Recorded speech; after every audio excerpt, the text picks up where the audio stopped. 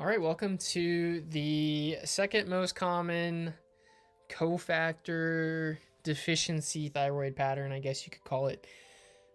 This is going to piggyback off the previous video where we were talking about an enzyme issue. There are two enzymes that we're looking at. Enzymes accelerate reactions. So depending on the blood work, you can actually see which enzymes are impaired. And when you have an enzyme that's impaired, it's either because it's been downregulated or it doesn't have the help that it needs, like cofactors, vitamins and minerals, to accomplish the task that it's being told to do. So in the previous video, we talked about the enzyme TPO that is the bridge between, this is a very basic version, dumbed down version of what's going on, but basically the TSH is telling the thyroid to work, thyroid stimulating hormone. The brain is stepping on the gas, but for some reason the thyroid isn't putting out like it should. And particularly it's the T4, which is 90+% of the thyroid that is produced. It is the inactive form. And most commonly you're going to see ordered on labs TSH and T4.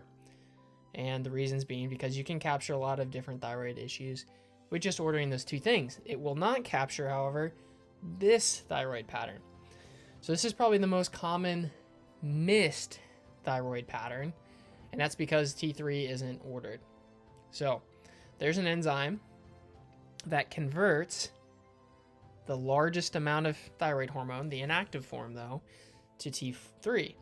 So you can imagine that if you had plenty of T4 around, plenty of TSH, but for some reason you didn't have enough active hormone, you would still have thyroid symptoms. And if you never measured the T3, you would never know. So what enzyme is responsible for this conversion? We're just gonna call it 5D because for some reason I have difficulty saying 5-deiodinase. Yeah, I told myself I wouldn't even try it, but there you go. 5D, that's what I've always called it. So there's a long list of things that downregulate 5D, but this is how I'm going to try and simplify it.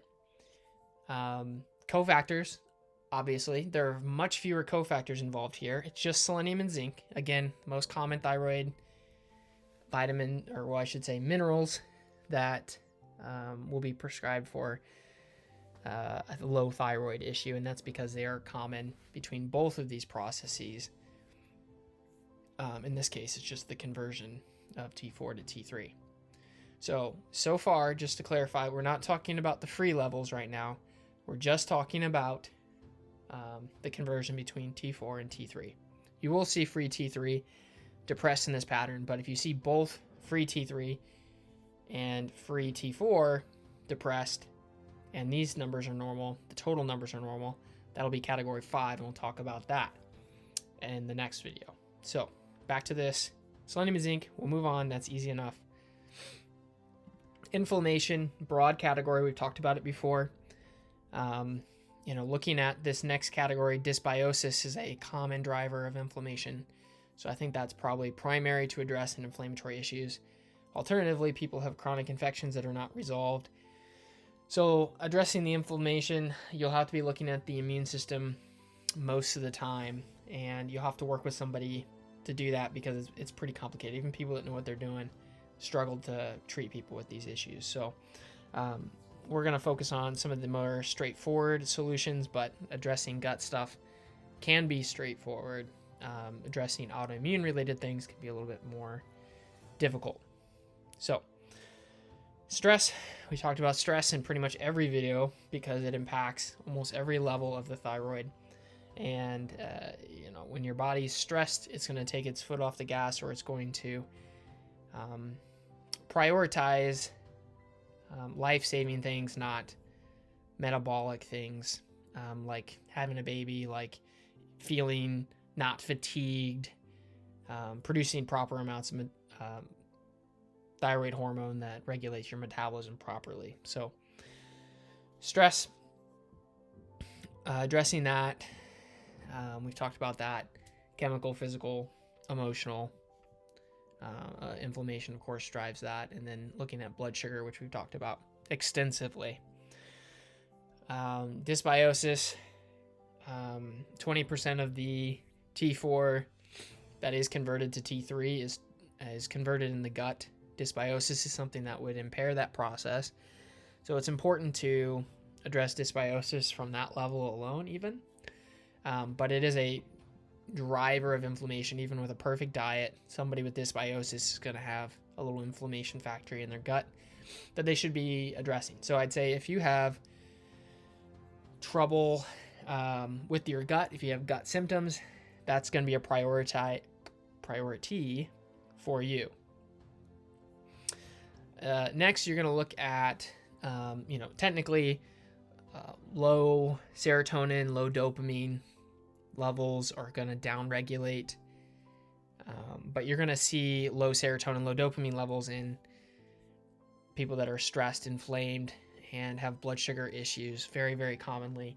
Most common cause of any neurotransmitter issue, by the way, is a blood sugar issue. So addressing just fundamental things that just make everything work better, you'd be surprised at all the different things that you can help fix.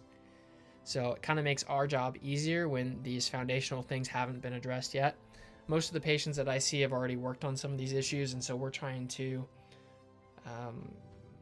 look at more creative ways to address these problems. But again, working on these things, imperative.